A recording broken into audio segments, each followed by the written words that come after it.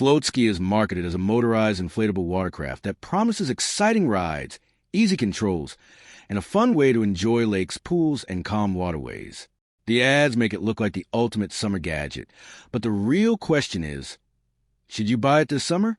Now, to be fair, motorized inflatables are a real product category and can be a fun recreational option when used safely and within their intended limits. What it does well: fun and unique experience. It offers a different way to enjoy time on the water compared to a standard inflatable. Portable design. Being inflatable makes it easier to transport and store than a traditional watercraft, where the height falls apart. It's not a personal watercraft.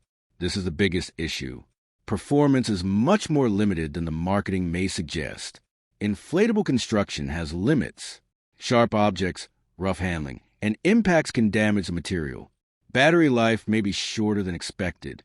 Runtime depends on speed, rider weight, and water conditions. So, should you buy Floatski this summer? Short answer: it depends on your expectations. If you want a fun novelty for relaxing on calm water, it may be worth considering. But if you're expecting performance of a jet ski or other powered watercraft, you'll likely be disappointed. Thanks for watching. Don't forget to like and subscribe for more videos.